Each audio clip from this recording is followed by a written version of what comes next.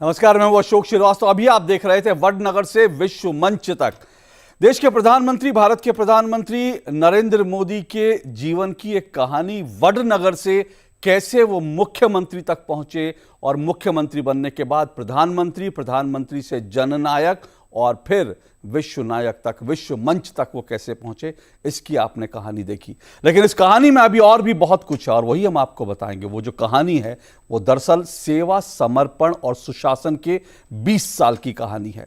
वडनगर का एक छोटा सा लड़का चाय बेचते बेचते गुजरात का मुख्यमंत्री बना और उसके बाद देश के वो प्रधानमंत्री बने। ये एक बात है, लेकिन इस सब के बीच उन्होंने 20 साल, जी हाँ 20 साल उन्होंने सेवा, समर्पण और सुशासन के नाम किए। यानी जब वो गुजरात के मुख्यमंत्री बने थे 7 अक्टूबर 2001 को, उसके बाद से लेकर आज तक वो लगातार सेवा, समर्पण और सुशासन के लिए काम कर रहे हैं। और अगर आप कुल मिलाकर देखें तो इस समय में, इस काल में उन्होंने जो 20 साल से ज़्यादा का कुछ समय है, अगर इसको हम आकलन करें तो 7,500 से ज़्यादा दिन है। जी हाँ, नोट कीजिएगा, 7,500 से ज़्यादा दिन तक लगातार उन्होंने पब्लिक लाइफ में, सार्वजनिक जीवन में काम किया है, प्रधानमंत्री के तौर पर और मुख्यमंत्री के तौर पर। और बड़ी बात है, इस 7,500 जो दिन हैं, इन 7,500 दिन में उन्होंने एक दिन का भी अवकाश नहीं लिया है। अपने आप में कितना अचंभा और कितनी बड़ी बात लगती है। लेकिन इस 20 साल के जो उनका काल है, जीवन का काल है, उनका जो सार्वजनिक जीवन में जो उनकी जो तमाम उपलब्धियां हैं, जो उन्होंने जो काम किया, उसको कैसे देखा जाना चाहिए, इसी पर हम बात करेंगे। मेरे साथ 3 मेहमान जुड़ रहे हैं। आइए जल्दी से तीनों मेहमानों का परिचय करवा दूं। मेरे साथ डॉक्टर बिंदेश्वर पाठक हैं। डॉक्टर बिंदेश्वर पाठक सुलभ इंटरनेशनल के संस्थापक हैं और सभी जानते हैं डॉक्टर बिंदेश्वर पाठक को। मेरे साथ पीके लहिड़ी जी हैं। पीके लहिड़ी जी सेक्रेटरी हैं, सेक्रेटरी कम ट्रस्टी हैं सोमनाथ के, और उन्होंने हाल ही में ये जिम्मेदारी संभाली और एक लंबा अनुभव उनका रहा है सार्वजनिक जीवन में और एक जो है ब्यूरोक्रेट के रूप में। मेरे साथ तीसरे मेहमान देवेंद्र पटेल जी हैं। देवेंद्र पटेल जी वरिष्ठ पत्रकार हैं, गुजरात के, उस गुजरात के जहां से नरेंद्र मोदी विश्व मंच तक पहुंचे हैं। आप तीनों ही मेहमानों का बहुत बहुत शुक्रिया और स्वागत। मैं डॉक्टर बिंदेश्वर पाठक आपसे शुरू करता हूं, क्योंकि जाहिर सी बात है कि स्वच्छता के लिए आपने जो काम किया वो एक अलग बात है। मैं उस सवाल पर आऊँगा, क्योंकि स्वच्छता के लिए आपकी जो एक सोच थी उस पर कैसे प्रधानमंत्री नरेंद्र मोदी ने पूरे भारत में काम किया। लेकिन उससे पहले एक मिशनरी और एक विजनरी के तौर पर जानना चाहूँगा, कैसे आप आकलन करेंगे प्रधानमंत्री नरेंद्र मोदी के इन 20 साल के सार्वजनिक जीवन के कार्यकाल को? बहुत ही अच्छा कार्यकाल है ये, और इसमें जो कार्य हुए हैं, कुछ कार्य तो ऐसे हैं जो असंभव था। आजादी के बाद से ही वो कोई कर नहीं सका, किसी कारण से वो टलता चला गया। जिसमें कि कश्मीर की समस्या है, और ये समस्या प्रधानमंत्री नरेंद्र मोदी जी के कारण ही ये समस्या का समाधान हो सका, नहीं तो कभी होता ही नहीं।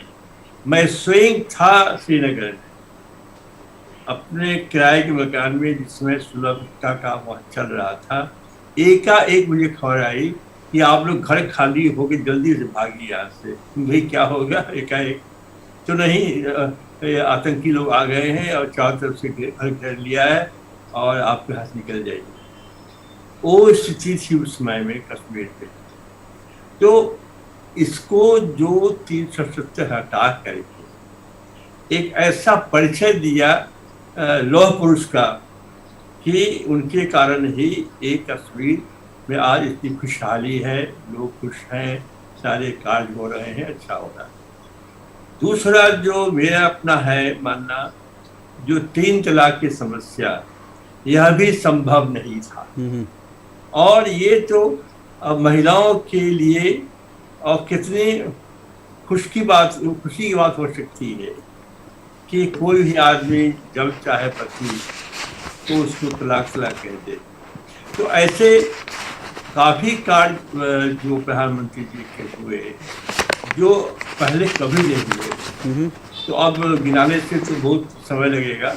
तो मेरा कहना है कि जो उज्ज्वला ईंधन धन की योजना है, गैस की योजना, सारे योजना को देखिएगा आप एक बार देखकर, तो जिस प्रकार से प्रधानमंत्री मोदी जी के नेतृत्व में जो देश का विकास हुआ है, और सबसे बड़ी बात हुई है कि आज दुनिया में हम सर ऊंचा करके चलते हैं, उसमें इनका नेतृत्व जो है सबसे ऊंचा है, सबसे ऊपर है।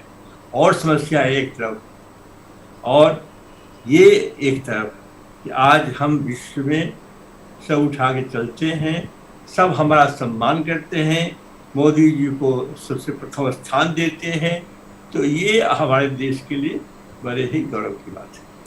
ये आपने कहा जिसको कई लोग कहते हैं, और कभी भी आप भारत के बाहर भी जाएं तो जो भारतवंशी हैं वो लगातार इस बात को कहते हैं कि भारतवंशियों को देखने का, भारत को देखने का नज़रिया दुनिया का बदला है। लेकिन आपने सही कहा, 370, 3 तलाक ऐसी चीज़ें थी जिसको कोई सोच भी नहीं सकता था, ये सब कुछ हुआ है।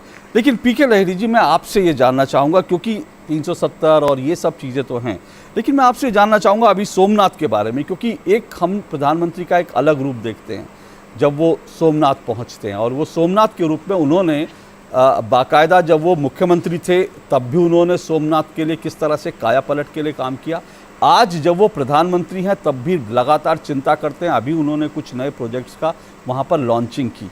तो ये जो एक निरंतरता है कि कैसे चीज़ों को आगे बढ़ाया जाए, ये उनकी एक क्या सबसे बड़ी एक क्वालिटी लगती है। किसी चीज़ को वो करके छोड़ते नहीं, एक जगह पे विराम नहीं लगाते, फुल स्टॉप नहीं लगाते, एक अनवरत जो है चीज़ वो चलती रहती है डेवलपमेंट की, विकास की। सोमनाथ के इतिहास से हम सब लोग परिचित हैं। सरदार पटेल हमारे लौह पुरुष के संकल्प को साकार करके यहाँ जो मंदिर का निर्माण हुआ है, उसके साथ नरेंद्र भाई मोदी बहुत साल से जुड़े हुए हैं। जब यहाँ से राम मंदिर के लिए रथ यात्रा प्रस्थान की तो उनके पूरी संचालन की जिम्मेवारी उन्होंने वहन की थी। सोमनाथ से उनका लगाव तो है ही, किंतु 10 साल पहले जब वो ट्रस्टी के रूप में इस मंदिर के साथ जुड़े, तब से इनकी कुछ चिंताएं रही हैं कि सोमनाथ का मंदिर सबसे स्वच्छ मंदिर हो। और मुझे कहते हुए खुशी है कि आज शायद सब मंदिरों में एक सबसे स्वच्छ मंदिर देखना है तो लोग सोमनाथ का उदाहरण प्रस्तुत करते हैं। दूसरा कि यहाँ जो यात्री आए वो एक ऐसा अनुभव लेके जाए कि उनको लगे कि मैं भगवान के मंदिर में दर्शन करने के लिए गया था, किंतु मेरे पूरे व्यक्तित्व पर वो एक जो प्रसंग है दर्शन का, उसकी अमिट छाप बनी रहे। इसके लिए उनके लिए सुविधा हमें मुहैया करानी है और सुरक्षा भी रखनी है और सुव्यवस्था भी रखनी है। वैसे मैंने 2001 से लेकर 2008 तक करीबन 7 साल तक मैंने माननीय नरेंद्र भाई मोदी जी के साथ गुजरात में काम किया। तो उसकी जो पंचामृत पंचशक्ति की बात थी, तो ज्योतिर्ग्राम का कार्य जो सब लोग इम्पॉसिबल बोलते थे, नामुमकिन बोलते थे, वो 1.5 साल में पूरे के पूरे गुजरात के 18,000 से ज्यादा गांव में 24 घंटे अविरत बिजली की पूर्ति करने का काम उन्होंने करके दिखाया। वाइब्रेंट गुजरात के माध्यम से उद्योगों के लिए और विश्व में जो भी कोई निवेश करना चाहता है उसको गुजरात की ओर देखना चाहिए, क्योंकि ये एक श्रेष्ठ स्थल बना है। ये काम भी उन्होंने किया। कृषि महोत्सव के माध्यम से उन्होंने गुजरात के किसानों के लिए जो रुई और मूंगफली जैसे कमर्शियल क्रॉप जो हम बोलते हैं कि व्यापार होता है, तो उसमें इतनी बढ़ोतरी हुई कि जो भारत देश में पूरा रुई बनता था, कॉटन पैदा होता था, वो अकेले गुजरात में पैदा होने लगा। सारे देश का जो हो रहा था 5 साल पहले, उनके 5 साल के कार्यकाल में वो हुआ। उन्होंने कृषि महोत्सव के साथ साथ प्रवेशोत्सव भी किया, तो उसमें जो भी बच्चियां थी, बच्चे थे जो गांव में पढ़ने नहीं आते थे, तो सबसे मंत्रियों को जो उच्च अधिकारी है सबको गांव में भेज के जुलाई महीने में पूरा रजिस्ट्रेशन करके और दूसरे साल वो भी देखे कि वहां ड्रॉप आउट नहीं है। ये काम भी वहां हुआ। और जल संचय का काम जो हुआ उसमें multipurpose Narmada inter state project था, बहुत ही कॉम्प्लिकेटेड था, तो उनको भी पूरा किया और साथ में 18 लाख हेक्टेयर जमीन को पानी की सुविधा दी। उसमें माइक्रो इरिगेशन भी हुआ और छोटे छोटे खेत तालाब से लेकर गुजरात जो सूखाग्रस्त था, ये पूरा एक हरा भरा स्टेट बना। उसका श्रेय भी माननीय नरेंद्र भाई मोदी के दृष्टिकोण को और उनके प्रयत्न को जाता है। आपने अच्छा टाइटल रखा है, शीर्षक है कि वडनगर से विश्व मंच तक की उनकी जो सफर है वो संघर्ष की गाथा है। उन्होंने काफी संघर्ष किया है, मगर पिछले 20 साल में उन्होंने सेवा, सुशासन, स्वच्छता, सुरक्षा और समता का ये जो पंचामृत हम लोगों को दिया है, उसके लिए अगली पीढ़ियां उनको बड़े आदर के साथ, बड़े पूजनीय भाव से याद करेगी। और मुझे श्रद्धा है कि आज जब वो 71 साल पूरा करके 72 साल में कल प्रवेश होंगे, तब सारे देश की जनता उनके स्वास्थ्य और उनके ये शासन काल से जो भी फायदे हुए हैं वो बढ़ते चले, ऐसे प्रभु प्रार्थना करें। लाहिड़ी जी, आपने क्योंकि कहा कि जो है अनुशासन की बात करी और आपने सेवा की बात करी, इसलिए जल्दी से एक छोटी सी चीज़, ये जो उनका क्योंकि आपने काफ़ी समय उनके साथ काम किया, अभी हम प्रधानमंत्री के रूप में तो देख रहे हैं कि कोई अवकाश, कोई ऐसा दिन नहीं जब उन्होंने छुट्टी ली और सोचा हो कि चलो आज मैं ये कर लेता हूँ, या कभी वो विदेश दौरे पर भी जाते हैं तब भी ऐसा नहीं होता कि कभी वो एक दिन का विराम लेते हों। जब गुजरात के मुख्यमंत्री थे तब भी उनके दिन ऐसे, क्योंकि मुझे तो इतना याद है जब थोड़ा बहुत रिपोर्टिंग के समय का, कि वो जब भरी गर्मियां होती थी, जब लोग छुट्टियों पर होते थे, तब वो बाकायदा किसी एक ज़िले में निकल जाते थे, वहाँ जाके लोगों से मिलते थे, वहाँ के हाल चाल लेते थे कि वहाँ पे क्या करने का ज़रूरत है, क्या कुछ वहाँ पे काम करने का ज़रूरत है। इस तरह की स्मृतियाँ आपके मन में भी होंगी? बहुत ही। मैंने मुख्य सचिव के रूप में 2 साल उनके साथ काम किया, तो उनके वहाँ पूरा टाइम टेबल है, पूरा समय पत्रक है, उस हिसाब से वो चलते रहते हैं, उसमें कभी अवकाश की बात नहीं होती। और उनका ये भी कहना है कि आप थोड़ा सा सुबह योग कर लीजिए, अपने शरीर की जो भी देखभाल करनी है वो कर लीजिए, फिर शरीर तो काम से ही चुस्त दुरुस्त रहता है। और आप उनको रात को 2 बजे भी फोन कर लीजिए, या आप उनको कभी भी दिन में भी फोन करिए, उनकी आवाज वैसी ही रहती है, कभी उसमें थकान नहीं होती, कभी उसमें यह भी नहीं होता कि आपने इस समय पे मुझे क्यों फोन किया, ऐसा कोई भाव उनके मन में या शब्द में कभी नहीं होते। जब काम करते हैं राज्य में तो कई आपत्तियां आती हैं, कहीं रेलवे का एक्सीडेंट हो गया, कहीं भूकंप हो गया, सुनामी आ गई, तो हर समय वो स्वस्थ रहकर वो उसका जो भी काम करना है, शासन की ओर से जो गतिविधियां करनी है, उसके लिए चिंता करने लगते थे। और वो भी रात को कभी भी किसी को भी डायरेक्ट फोन करके कहेंगे कि भाई मैंने सुना कि यहाँ ये हादसा घटा हुआ है, तो आप क्या कर रहे हैं। और कभी हम उनको हादसे का पता करते हैं तो कहते हैं कि भाई ये माहिती, ये इंफॉर्मेशन मुझे अभी मिली। तो सदैव जागरूक रहना ये इनके प्रकृति का एक अविभाज्य अंग है।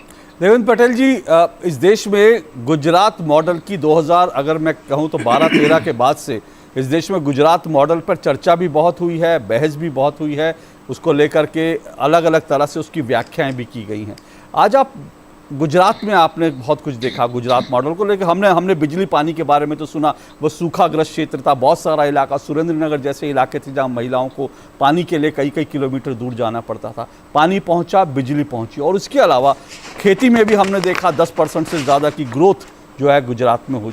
गुजरात मॉडल और क्या मॉडल है जो आज हमको देश में दिख रहा है लागू होते हुए?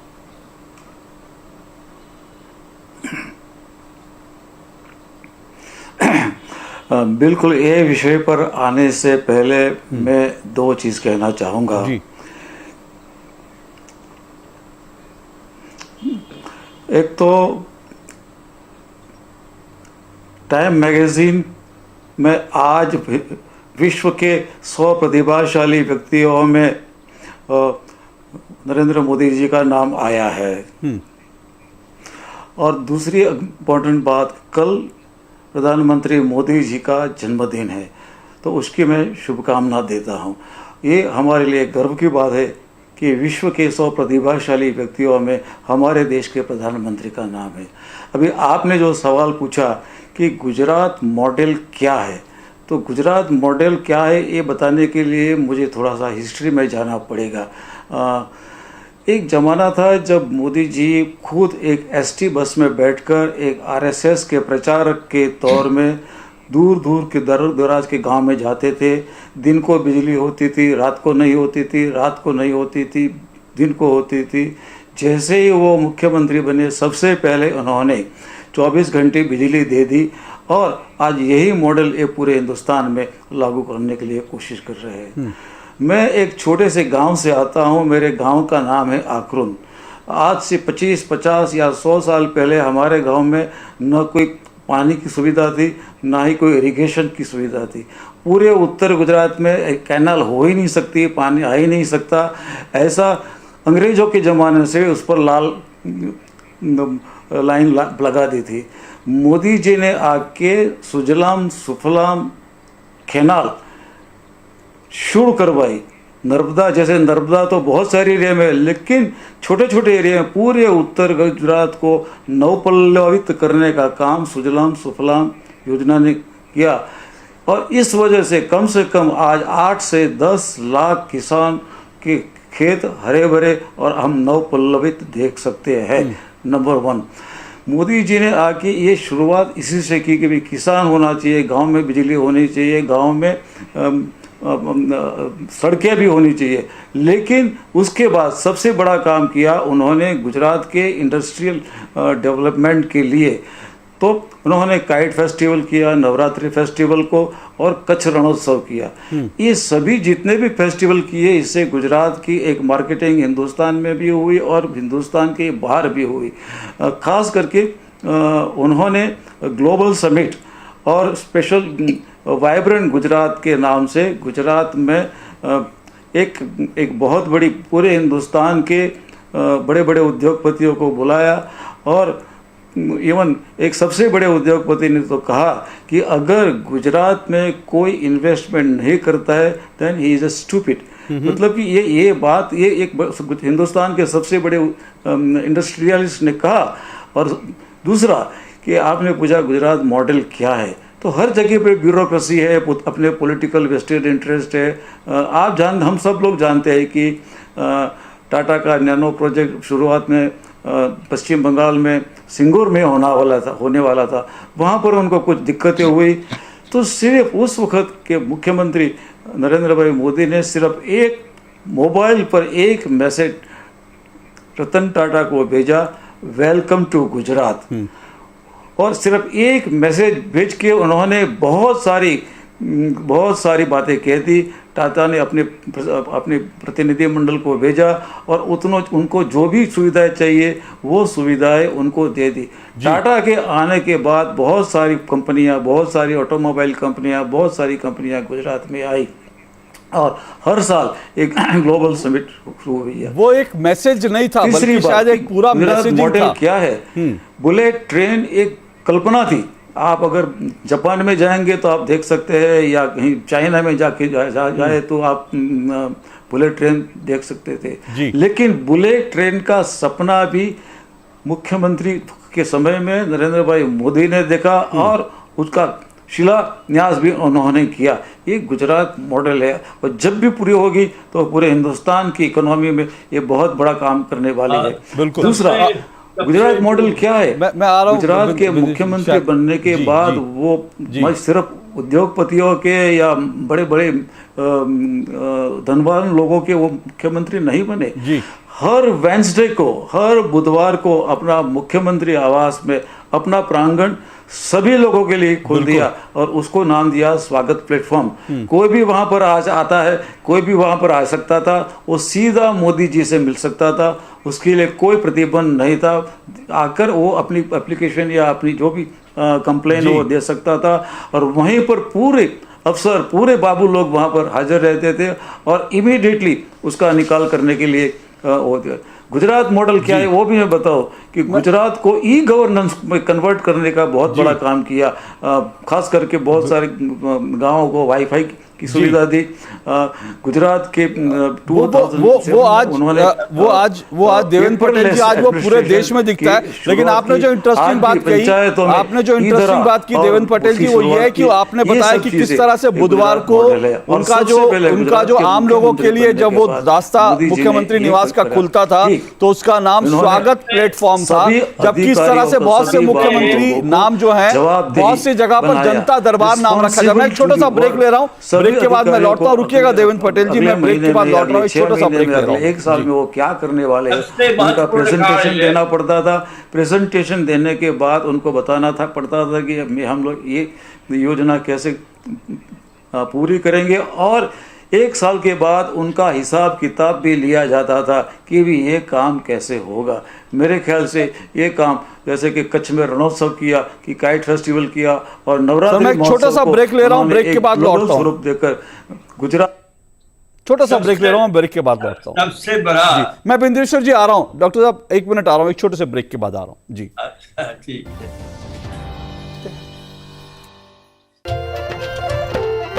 फसल बीमा से अब सुरक्षित आत्मनिर्भर बन जाए किसान। एआईसी के संग मौसम की मार अब नहीं करेगी तंग, नुकसान की होगी पूरी भरपाई। एआईसी किसान का हमराही। Agriculture insurance company of India limited, संपन्न भारत की पहचान, बीमित फसल खुशहाल किसान। भैया जी सारी तैयारी कर ली अपने गोपाल की शादी की, लच्छू सब संभाल रहा है। भैया जी जूते आ गए हैं, शेरवानी फिट करा लिया है। वहाँ बात की भैया जी ऐसी बातों में मर्दों का क्या काम। वाह, जब बहू आएगी तुझे पूछेगी बुढ़बा कि परिवार नियोजन का कौन सा तरीका अपनाना है तो क्या कहेगा, लच्छू संभाल रहा है। सिर्फ शादी नहीं, शादी के बाद की समझदारी की तैयारी करो। सेहत और सोच दोनों से तैयार होकर परिवार बढ़ा रहा है। फोन करें और परिवार नियोजन से जुड़ी सब जानकारी पाएं। जोड़ी जिम्मेदार जो प्लान करे परिवार।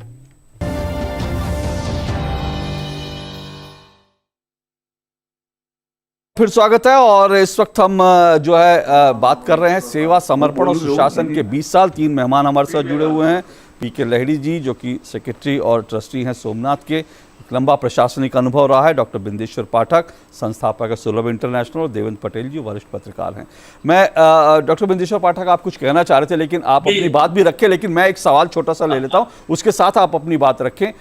क्यों एक असंभव को संभव वाली बात तो हम सब देख रहे हैं, बहुत सारे उसके उदाहरण दे दिए जा सकते हैं। आंकड़ों में मत जाइएगा सर, आंकड़े तो बहुत हैं बताने के लिए, दिखाने के लिए, लेकिन मैं आपसे दिल से एक सवाल पूछना चाहता हूं, आप दिल से उसका जवाब दीजिएगा। जब प्रधानमंत्री नरेंद्र मोदी ने देश की सत्ता संभाली, 38.7% देश में घर थे जहां पर शौचालय था, और आप भी शौचालय की बात लगातार सालों से कर रहे हैं। लेकिन क्या आप सोच सकते थे कि एक प्रधानमंत्री लाल किले से शौचालय की बात करेगा, झाड़ू लेकर सड़क पर उतर जाएंगे, और उसके बाद शौचालय निर्माण जो है, लोग स्वच्छता के लिए शौचालय उनके घर में हो, वो एक इतना बड़ा अभियान बन जाएगा, दुनिया का सबसे बड़ा अभियान? क्या आपको ऐसी कल्पना थी? हम आंकड़ों में नहीं जाएंगे, सिर्फ ये बताएंगे कि गांधी का सपना था कि ये देश साफ सुथरा हो। इसके लिए यहाँ तक कहा था उन्होंने, आज़ादी बाद में चाहिए और स्वच्छ भारत पहले।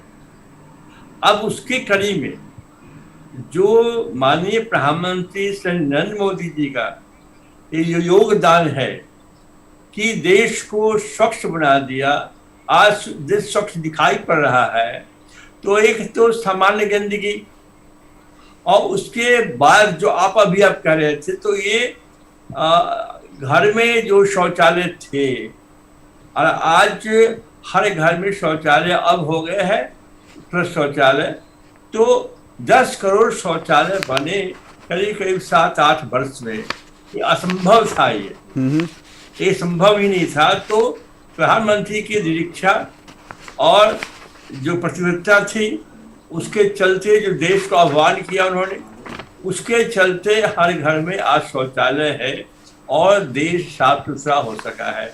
उसमें जो महत्वपूर्ण बात है, आज हर जगह स्वच्छता की बात हो रही है, स्कूल हो, कॉलेज हो, ऑफिसेस हो, अब लोग चलते हुए बस में, रेल, मतलब स्वच्छता का आह्वान उन्होंने किया, और आज हर आदमी स्वच्छता की बात, इनके जो कंट्रीब्यूशन है वो ये है कि आज हर आदमी लोगों का जो एटीट्यूड है मनोवृत्ति है वो बदल चुका है। और हर आदमी चाहता है कि हम गंदगी न करें। हर आदमी चाहता है कि हमारे घर में शौचालय हो जाए और कोई भी आदमी खुले रूप में शौच न करे। तो ये जो मानसिकता जो बनाई है प्रधानमंत्री जी, वो बड़ा महत्वपूर्ण है कि आज कंपटीशन हो रहा है, गाने बनने, फिल्म भी बनी इस पर। ये जो है कि जो एक स्वच्छता की लहर जो प्रधानमंत्री जी ने फैलाई वो महत्वपूर्ण है। हम भी आंकड़े की बात नहीं कर रहे हैं कि जो लोगों का मन बदला, और ये बदला इसलिए कि इन्होंने इसको राजनीतिक रूप से, प्रशासनिक रूप से इतना समर्थन दिया इसको।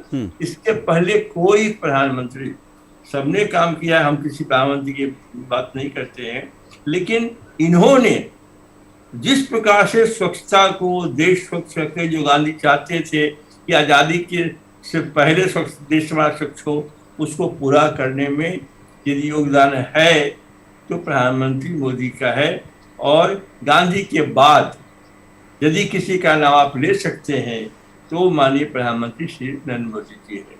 तो ये बड़ा महत्वपूर्ण है कि स्वच्छता को इन्होंने एक प्रकार से जन जन तक पहुंचा दिया, घर तक पहुंचा दिया।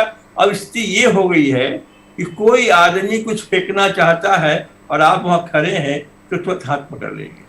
डॉक्टर पाठक, बाहर क्यों फेंक रहे हो? जी डॉक्टर पाठक, जब प्रधानमंत्री ने लाल किले से शौचालय, क्योंकि ये एक बहुत बड़ी महत्वपूर्ण बात है, शौचालय की भी बात करी, अभी उन्होंने जो है बाद में जो है अगर देखें तो उन्होंने जो है महिलाओं के लिए भी जो है सैनिटरी नैपकिन की लाल किले से बात की। जब उन्होंने शौचालय का जिक्र किया था, एकदम से आपको क्या महसूस हुआ था? क्योंकि कोई ये सोच भी नहीं सकता था प्रधानमंत्री लाल किले से शौचालय की बात करेंगे। हमारे मन में बात यही आई कि इसके पहले सिर्फ 3 बार पार्लियामेंट में सैनिटेशन शब्द का प्रयोग हुआ था। 3 बार सैनिटेशन का प्रयोग हुआ था, जब से मुझे याद है जी।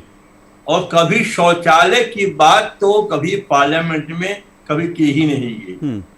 तो ये महत्वपूर्ण बात है कि सबसे पहले प्रधानमंत्री ने, जो लाल किले से आप कह रहे हैं, ये पहले प्रधानमंत्री हैं जिन्होंने शौचालय की बात लाल किले से की। और अमेरिका के राष्ट्रपति बराक ओबामा से शौचालय की बात की, ऑस्ट्रेलिया में की बात की, शंघाई में की, दक्षिण अफ्रीका में की। तो जहां जहां जाते गए प्रधानमंत्री, सब जगह शौचालय की चर्चा की, जो पहले कभी किसी ने नहीं किया था। तो इसमें कोई दो राय नहीं है कि शौचालय के लिए जितनी प्राथमिकता जी माननीय प्रधानमंत्री मोदी जी ने दी, उतना किसी ने नहीं दी। और साथ साथ उसको पूरा करवाया भी, घर घर तक पहुंचवाया उसको, उसके लिए राशि दी। तो ये महत्वपूर्ण है। और फॉलो अप करवाया, विभाग से कहा, राज्यों से कहा, लोगों से कहा। अब पेंटिंग हो रहा है, लेख लिखे जा रहे हैं, संगीत बज रहा है, गीत बज रहा है, पेंटिंग हो रहा है। पहले शौचालय पर कभी पेंटिंग ऐसा कभी हुआ ही नहीं था कभी, जो अभी हुआ है। ये सारे के सारे जो है वो प्रधानमंत्री नरेंद्र मोदी जी के कारण ही हुआ है। तो आप लाल किले की बात जो कह रहे हैं वो एकदम सही कह रहे हैं, समय से 100% कि आज तक लाल किले से इसके पहले कोई भी प्रधानमंत्री शौचालय की चर्चा नहीं किया था। पीके लाहिड़ी जी, एक जो है एक प्रशासनिक अधिकारी के तौर पर मैं आपके अनुभव जानना चाहूँगा।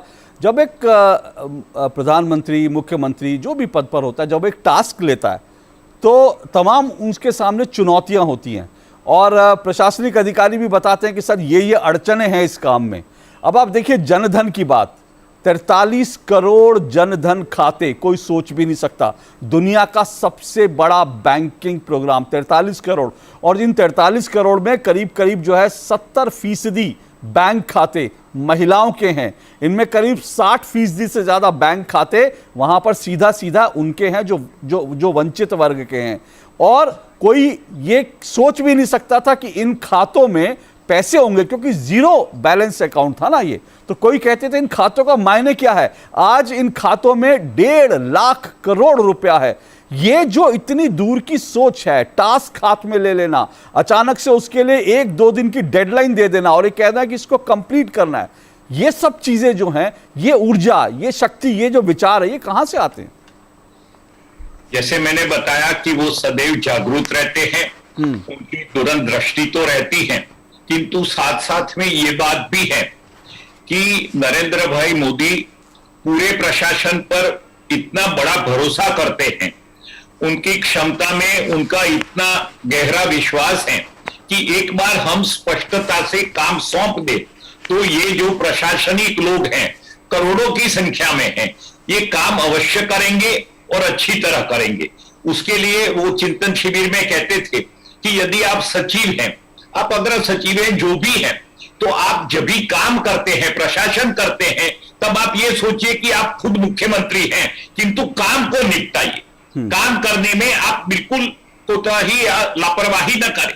ये जो उनका एक विश्वास है, और वो विश्वास वहां तक का है कि जैसे जो लोग काम करते हैं, काम सुचारू रूप से चल रहा हो, वो कुछ कहते नहीं, उसके बारे में कोई चर्चा नहीं होती, और कोई मुसीबत हो आप उसको रात को भी बताइए कि ये काम में ये रुकावट आ रही है, जो आपने बताया अंतराय हो रहे हैं, तो उनका निपटारा वो उसी मिनट पे कर देंगे। आप कई ऐसी चीजें होती हैं कि जिसमें किसी की ओर से दबाव आता है, ये होता है, आप उनको स्पष्ट रूप से बताइए कि ये घटना ऐसे घट रही है और ये कुछ गलत हो रहा है, तो उसका जो काम है वो तुरंत ही कर देंगे। वो उसमें कोई विलंब का प्रश्न नहीं होता। ये जो जिसको कहिए clear thinking and speedy implementation, ये उनकी प्रशासन की शैली का एक अभिन्न अंग बना हुआ। जब आप प्रशासन की शैली की बात कर रहे हैं सर, तो मैं ये भी समझना चाहूंगा कि जब वो एक टास्क हाथ में लेते हैं, आपने कहा जो अधिकारी होते हैं उन पर पूरा ट्रस्ट करते हैं, तो क्या उनके विचारों को, आइडियाज को वो किस हद तक सुनते हैं, उस पर चर्चा करते हैं, और साथ साथ ये भी कि काम करने की कितनी आज़ादी, जब एक बार बता दिया कि ये हमारा ब्लूप्रिंट है, ये काम करना, उसके बाद काम कैसे करना है, क्योंकि डेडलाइन तो दे दी, पर काम करने की कैसे आज़ादी रहती है उसमें, ये भी मैं आपके अनुभव से समझना चाहूंगा। आजादी 100% रहती है, जहां तक आप परिणाम लेके आइए। जैसे हम वाइब्रेंट गुजरात करते थे, बाहर से तो सब कुछ अच्छा लगता था, तो रात दिन उनकी तैयारी चलती है, तो वो रात को 12 बजे साइट पे आ जाएंगे। देख रहे हैं कि ये भारतीय प्रशासन सेवा के अधिकारी भी कुछ छोटे मोटे मैनुअल काम भी कर रहे हैं, जिससे समय से काम हो जाए, तो वो दूसरे दिन बड़ी सभा में कहेंगे कि मैंने ये देखा कि यहाँ के अफसर अपने स्टेटस के लिए कॉन्शियस होने की बजाय छोटा सा छोटा काम हो निपटा देते हैं, और वो टीम वर्क भी देख लेते हैं। कोई दो अधिकारी के बीच में मनमुटाव होता है, तो वो उनको कह देते हैं कि भाई आप अपना जो भी कुछ भी पूर्वाग्रह हो वो छोड़कर एक टीम के रूप में काम कीजिए। वो टीम वर्क को और कमिटमेंट को काफी अहमियत देते हैं। देवेंद्र पटेल जी, एक कनेक्ट होता है लोगों के साथ, आम लोगों के साथ, और मुझे याद है जब वो गुजरात के मुख्यमंत्री थे, तब जब मैंने उनको कई चुनावी सभाओं में सुना था, वो एक बात करते थे और उसका जवाब जनता से मांगते थे, कहते थे, अपनी बात रखते थे, कहते थे ये ठीक है, लोग नीचे से जवाब देते थे।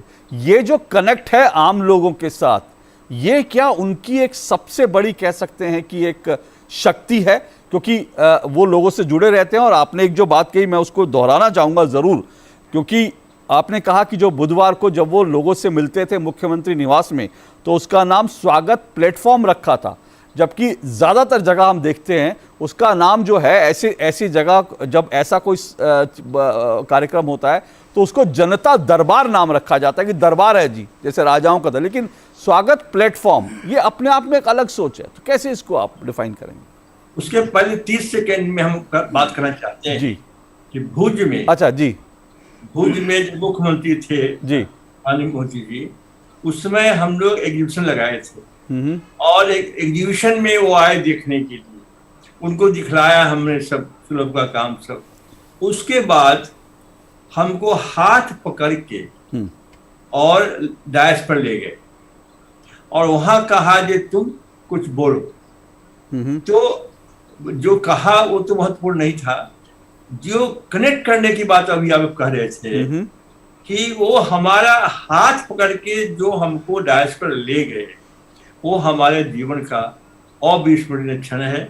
आज भी मुझे याद है आप जो कहे थे इनको बोलने के लिए जी। उसके पहले हमने देखा कि बता दिया आपको। हाँ। लास्ट में जब इस मौका मिलेगा तो 30 सेकंड के लिए सोमनाथ के बारे में चर्चा। नहीं, मैं ज़रूर आपको मौका दूंगा सर। अभी समय है, मैं आपको मौका दूंगा, लेकिन आपने बहुत दिलचस्प बात की, क्योंकि ऐसे अनुभव कई लोगों के हैं। अभी देखिए ना खिलाड़ियों के साथ उन्होंने कैसे सहज कर दिया। एक खिलाड़ी और जो भारत के खिलाड़ी थे वो दूसरे खिलाड़ियों से बात कर रहे हैं कि क्या आपका प्रधानमंत्री, आपका राष्ट्रपति, अमेरिका के खिलाड़ियों से बात कर रहे हैं कि आपके राष्ट्रपति आपको फोन करते हैं। देखिए हमारे प्रधानमंत्री तो हमें फोन करते हैं जब हम जीतते हैं, और सिर्फ जीतते नहीं, हारने वालों को ढांढस बंधाते हैं, कहते हैं कि रोने की जरूरत नहीं है। तो मतलब ऐसा कनेक्ट जो है, मैं देवेंद्र पटेल जी यही जानना चाह रहा हूं, ये जो कनेक्ट है ये कहां से, मतलब ये चीजें, और ये सबसे बड़ी शायद ऊर्जा है प्रधानमंत्री, क्योंकि जनता के साथ अगर आपका जुड़ाव है, अगर जनता के साथ आपको बात कर रहे हैं सीधा, तो ऊर्जा तो शायद वहीं से आती है।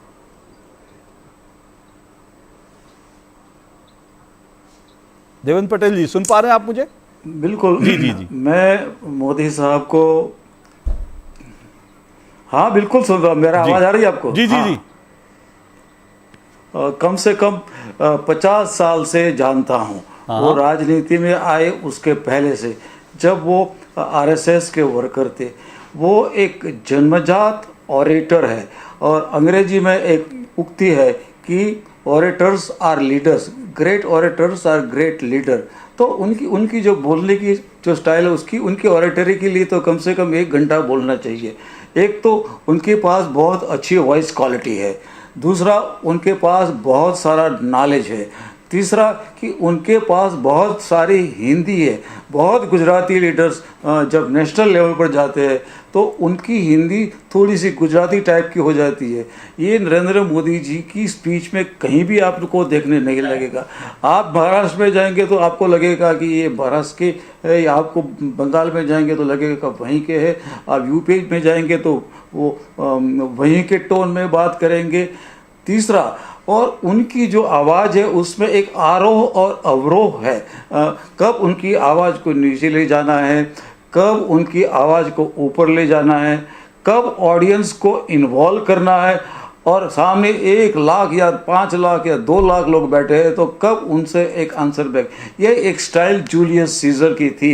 एक जूलियस सीजर भी जब बोलता था तो पूरे रोम के लोग उसके पीछे उसको सुनने के लिए मंत्रमुग्ध हो जाते थे। और वो जूलियस सीजर के जाने के बाद जितने भी राजा आए वो सब जूलियस सीजर के नाम से जाने गए। ऐसे उनकी जो स्पीच है वो कभी इतने रेडीमेड भी नहीं है, उनके पास एक अपना लॉजिक है। और जब भी वो बोलते हैं या जब भी कुछ भी सोचते हैं तो एक कुछ आउट ऑफ बॉक्स भी कर देते हैं। अगर मान लो किसी विपक्ष के नेता ने उनको चाय वाला बोल दिया तो उसका जवाब इतने सलोकाई से दिया कि ये बोलने वाला खुद शर्मिंदा हो गया और पूरे हिंदुस्तान मोदी जी के साथ खड़ा हो गया। आज भी वो मान लो कि वो सिर्फ हिंदुस्तान में नहीं, हिंदुस्तान के लोगों को मंत्रमुग्ध करते रहे, ऐसा नहीं है। वो हिंदुस्तान के बाहर जब अमेरिका में गए और अमेरिका में जब प्रोग्राम किए तो वहाँ पर 50,000 से ज़्यादा लोगों को, ऑडियंस को जिस तरह उन्होंने मंत्रमुग्ध किया, तो प्रेसिडेंट ट्रंप उस जमा वक्त के वो भी काफ़ी इम्प्रेस हो गए कि इतने लोग तो मेरी मीटिंग में भी नहीं आते हैं, अगर आते हैं तो इनकी ऐसी कनेक्टिविटी भी नहीं है।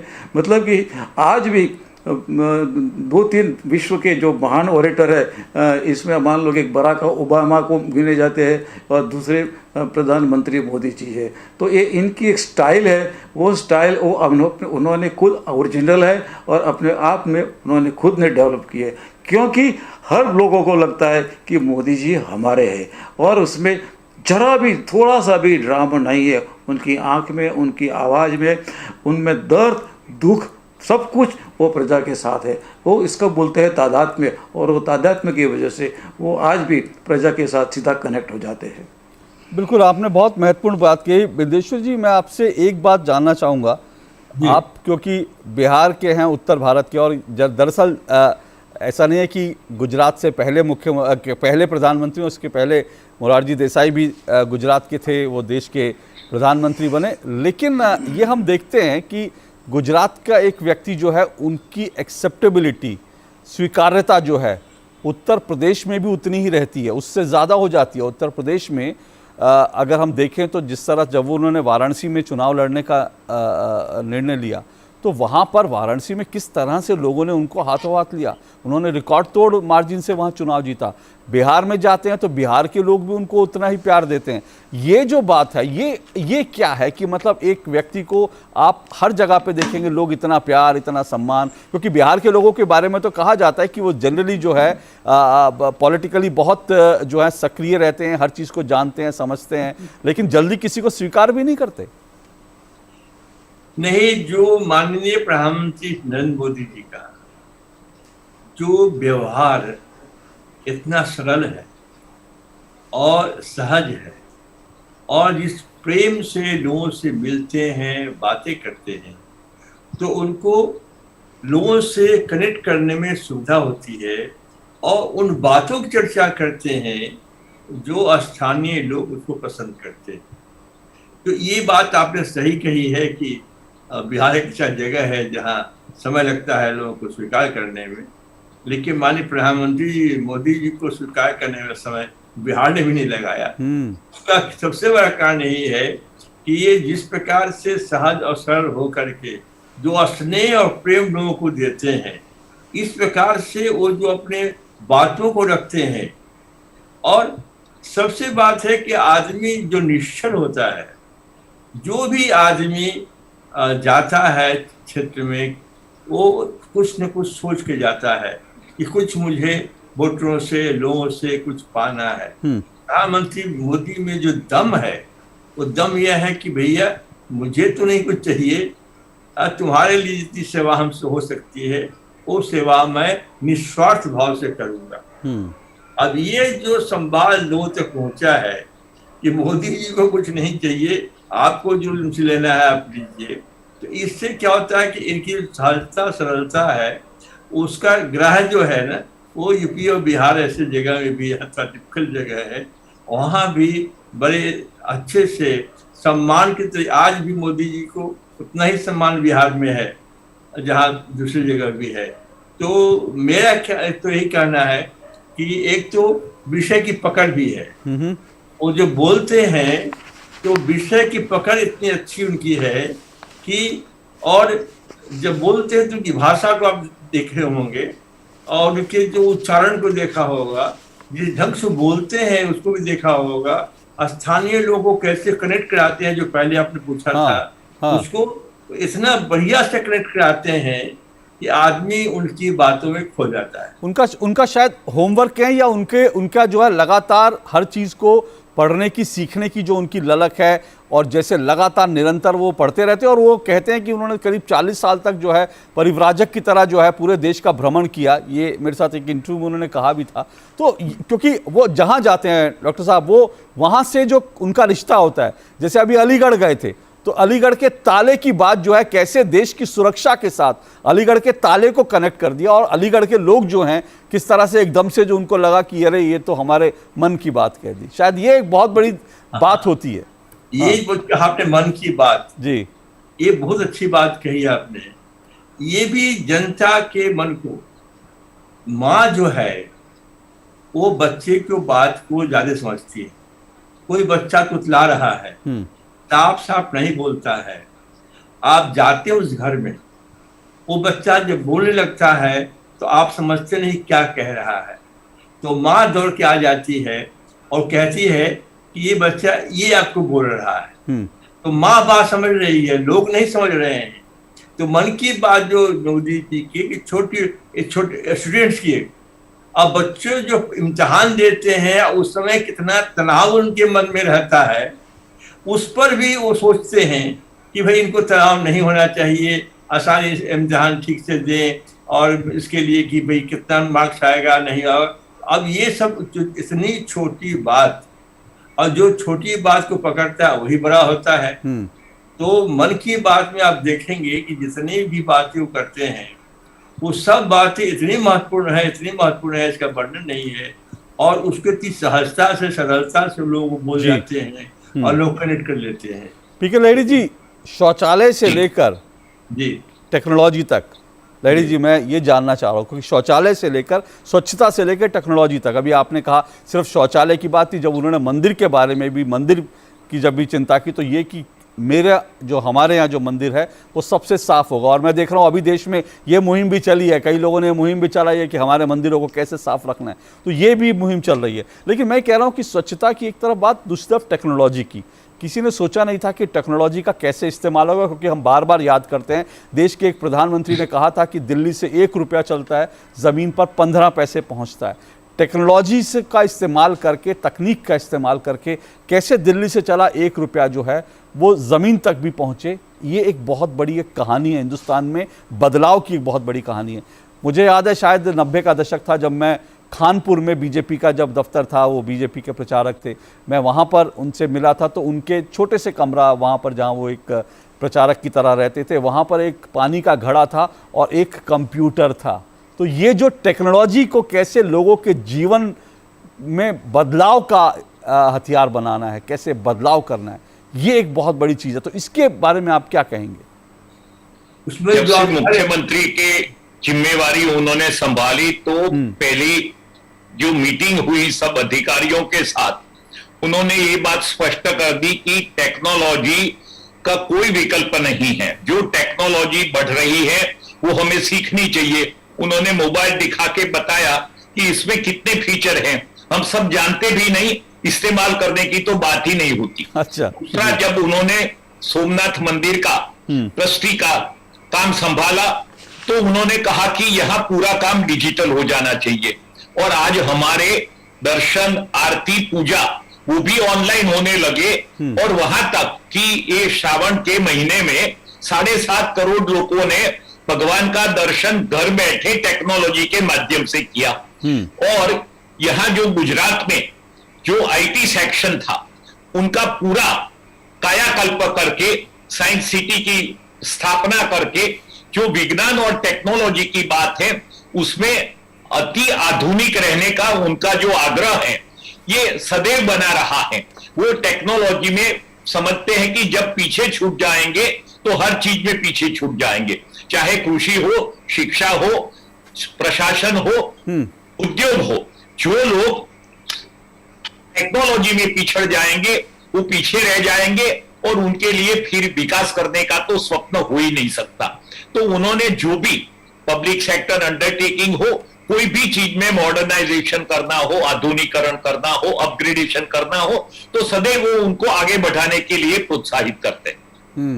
सबसे बड़ी बात यह है जी सबसे बड़ी बात यह है जी कि उनमें ग्राह्यता बहुत अधिक है, बातों को बहुत जल्दी समझते हैं। और हमने भी उनको 2 फीट का शौचालय दिखलाया हमको एज ए प्राइम मिनिस्टर जी, और बताया कि यह टेक्नोलॉजी है जिसमें जो मनुष्य मल है वो जो बैक्टीरिया है सॉइल में वही उसको कन्वर्ट कर देता है। तो यदि सीवर की प्रणाली जो और प्रधानमंत्रियों के समय में और सीवर प्रणाली से जो चाहते थे कि ये मैला ढोने की प्रथा, खुले रूप में शौच की प्रथा समाप्त हो जाए, तो संभव नहीं था। लेकिन जब उन्होंने सुलभ की टेक्नोलॉजी को देखी 2 फीट वाली की, और लोगों से बातचीत की अपने अधिकारियों से, और वो समझ गए कि भाई यही इसका वो विकल्प है, दूसरा कोई विकल्प नहीं है। तो टेक्नोलॉजी की बात यहाँ पर है कि ये टेक्नोलॉजी हमने दुनिया को दी। भारत के लोग बाहर से टेक्नोलॉजी लेते हैं, अभी जो मोबाइल की बात चल रही थी, लेकिन हमने जो टेक्नोलॉजी दी, 7 टेक्नोलॉजी का आविष्कार हमने किया है।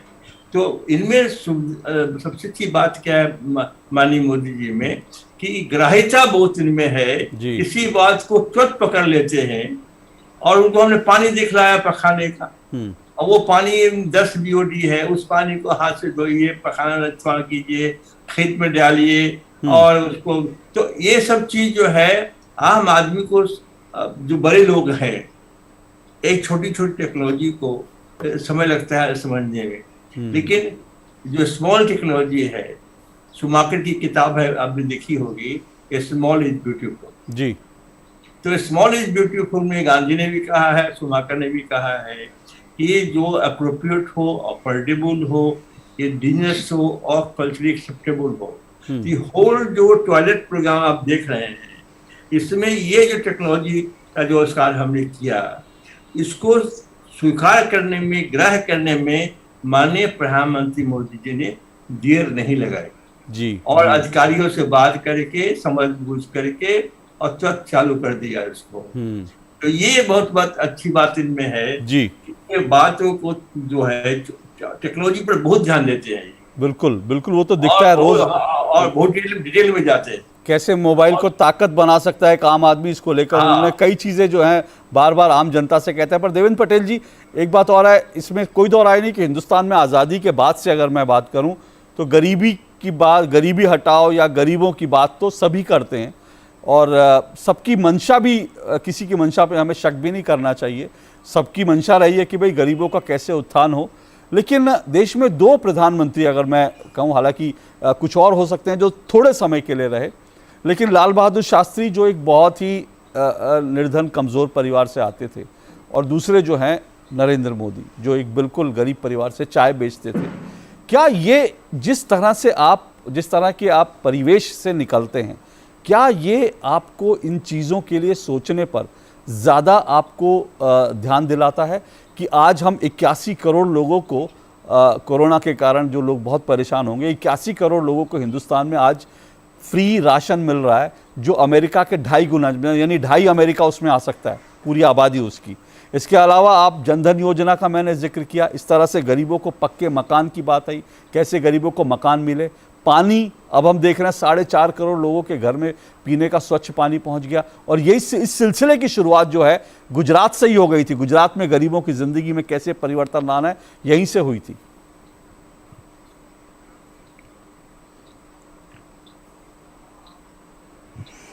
हाँ बिल्कुल, देखिए मोदी जी खुद एक गरीब परिवार से आए, गरीब परिवार में उन्होंने बहुत सारी तकलीफ़ें झेली।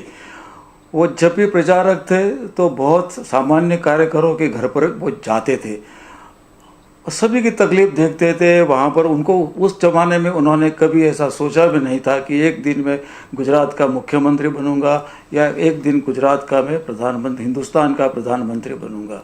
और नसीब उनको ये जगह पे ले आया कि एक दिन गुजरात के सीएम बने और बाद में वो प्रधानमंत्री बने।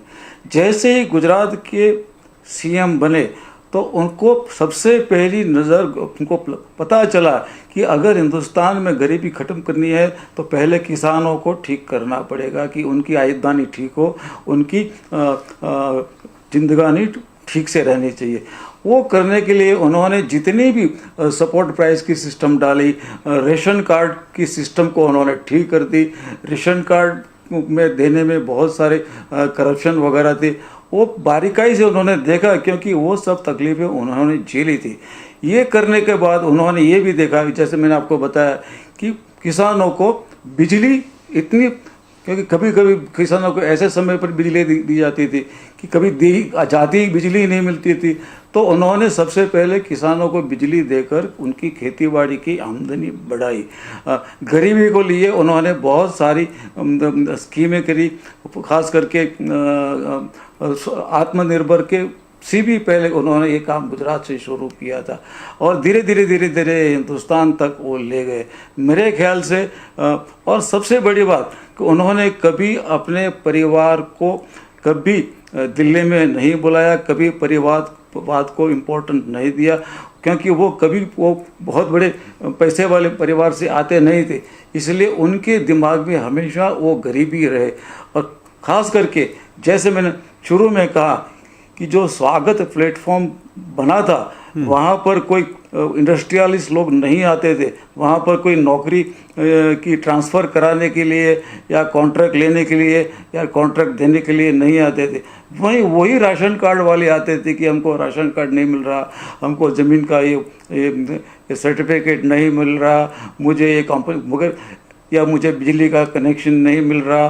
तो ये छोटी छोटी चीज़ें उन्होंने देखकर उन्होंने सिर्फ पूरे गुजरात राज्य के एडमिनिस्ट्रेशन को वो गरीबों के लिए आसपास ही खड़ा कर दिया, और सभी अफसरों को भी बोल दिया कि अगर ऐसा कोई भी आदमी आता है तो आप सबसे पहले उनको अटेंड करो। ऐसे उन्होंने बिना कहे, बिना उसकी बहुत बड़ी एडवर्टीजमेंट दिए हुए गरीबों का काम उन्होंने खुद ने शुरू कर दिया।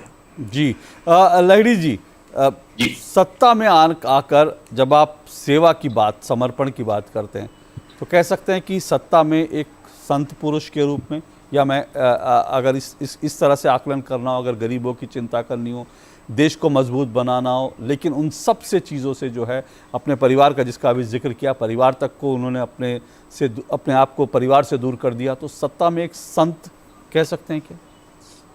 जरूर।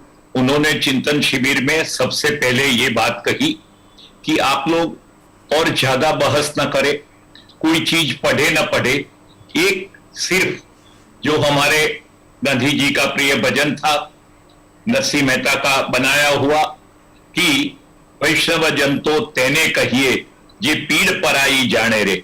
If you are sensitive, most of the problems of the administration will be solve.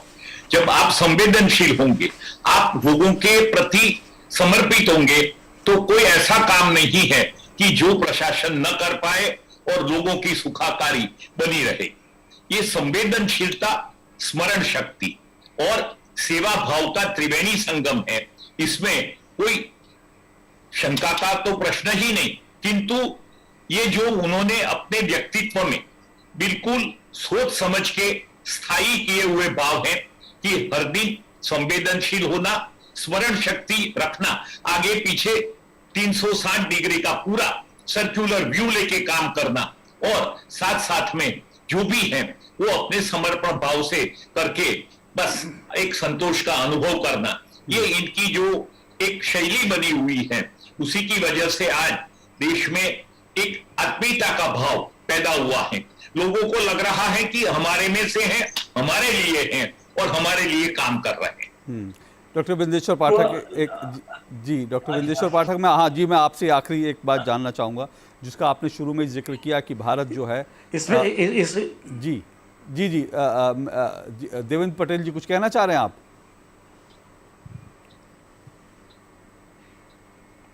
हाँ, मैं एक छोटी सी बात इसमें ऐड करना चाहूँगा। जल्दी से जी। कि गरीबों के लिए जो मोदी जी ने कहा, वो सिर्फ इसका एक ही एग्जांपल देना चाहता हूँ कि गुजरात के और हिंदुस्तान के गरीब झोपड़पट्टी में रहने वाले बहुत जितने भी गरीब परिवार थे, वो महिलाओं को जंगल में जाना पड़ता था, लकड़ियाँ लानी पड़ती थी, चूल्हा जलाना पड़ता था, आंखें और अपने फेफड़े को खराब करना पड़ता था।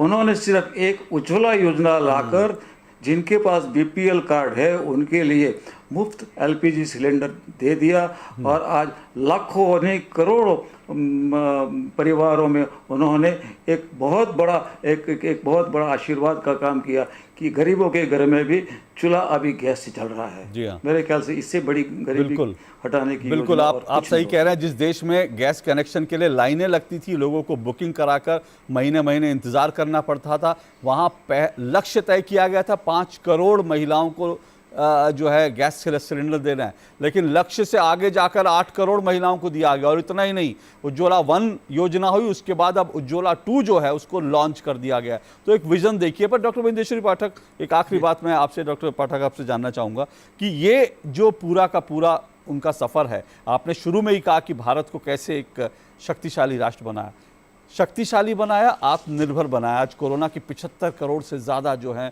हम लोग जो हैं लोगों को वैक्सीनेट कर चुके हैं। भारत में बनी वैक्सीन से दुनिया में चंद देशों ने कोरोना की वैक्सीन बनाई, भारत उसमें से एक है। आत्मनिर्भर भारत भी बनाया और एक मजबूत राष्ट्र भी बनाया जो दुनिया से आंख में आंख डालकर बात कर सकता है। देखिए, कोरोना के लिए जितना मेहनत हो सकता था, और जो आपने कहा कि दवा जितनी जल्दी बन सकती थी बनवाई इन्होंने, और अपने देश में नहीं दूसरे देशों को भी दिया इस बात से निजात पाने की। तो कोरोना में जितना काम माननीय प्रधानमंत्री जी ने किए, वास्तव में किसी ने नहीं किया। और उसी के चलते उन्होंने जो दिया कि भाई नाक बंद करके रखो, डिस्टेंसिंग करो, सोशल डिस्टेंसिंग करो, ये सब जो प्रिकॉशन लिया उन्होंने, और साथ साथ जो आप वैक्सीन की बात कर रहे थे वो जो उन्होंने करवाया, ये अतुलनीय था, और वो उसी चलते ये रुक सका इतना, अदरवाइज बहुत मुश्किल होता है इस देश को। जो हम कहना चाहते थे अपनी बात उसमें जी, कि वो आपने कहा ये संत की बात की, अब फिर शांतर हो गया। मेरे कहना है कि पहले तो है कि हम कई बार उनसे मिल चुके हैं, तो उनमें जो सबसे बड़ी बात है कि जिससे मिलते हैं उसको इतना सहज कर देते हैं, अपने सहज आते हैं उसको सहज कर देते हैं कि पता नहीं लगता है कि हम एक प्रधानमंत्री से बात कर रहे हैं। इसलिए बोलने वाला आदमी हर बात अपनी बोल पाता है।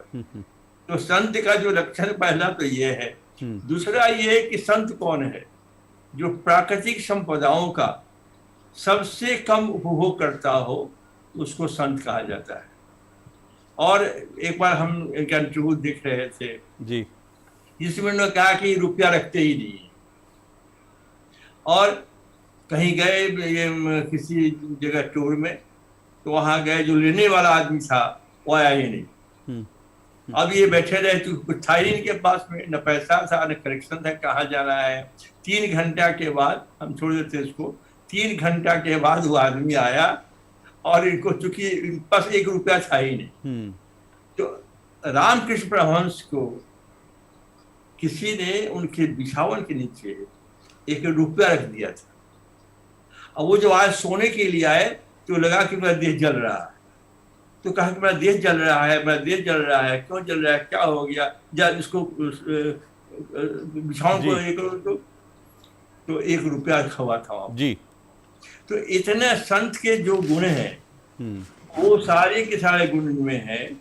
और जो आप कह रहे थे जी, कि वो संत की जो परिभाषा वही है कि जो प्राकृतिक संपदाओं का सबसे बिल्कुल प्रधानमंत्री होने के बाद परिवार को कोई लाभ नहीं पहुंचा। अब अंत में हम चूंकि समय खत्म हो रहा है जी, तो मेरा यही है कि सोमनाथ मंदिर हम गए थे एक बार, तो उसमें एक श्लोक है जो हम पढ़ रहे थे, लंबा श्लोक है, हम नहीं पढ़ेंगे जी। उसमें वो है नमामि शमीशान्य निर्वाण रूपम विभुम व्यापकम ब्रह्म वेद स्वरूपम निजं निर्गुणं निर्विकल्पम निरीहं चिदाकाशुमाकाशुवासं भजेहं। छोड़ देते इसको हम।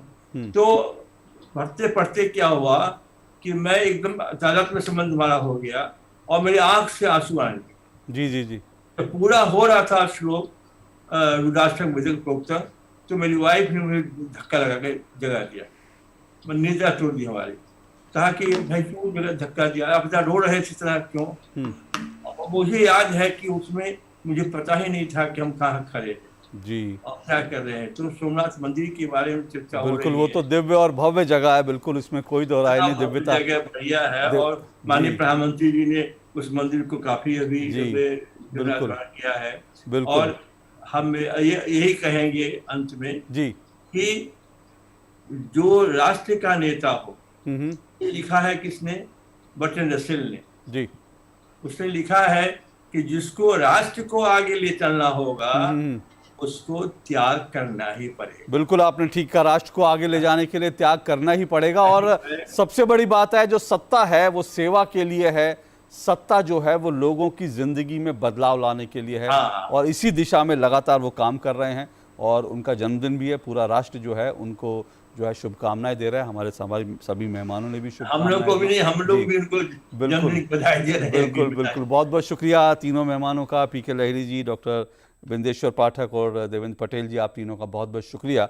तो ये हमारे तीनों मेहमान जुड़े थे। जैसा मैंने कहा कि सत्ता में रहकर लोगों के बदलाव के लिए, लोगों की ज़िंदगी में बदलाव के लिए आप क्या कर सकते हैं, और अगर कुछ करना है तो उसके लिए सेवा, समर्पण और सुशासन जो है उसका पालन करना पड़ेगा। और 20 साल जो हैं सेवा, समर्पण और सुशासन के जो हैं प्रधानमंत्री ने, पहले मुख्यमंत्री के तौर पर और प्रधानमंत्री के तौर पर लगातार उनका जो काम है, सेवा है, वो अनवरत जारी है।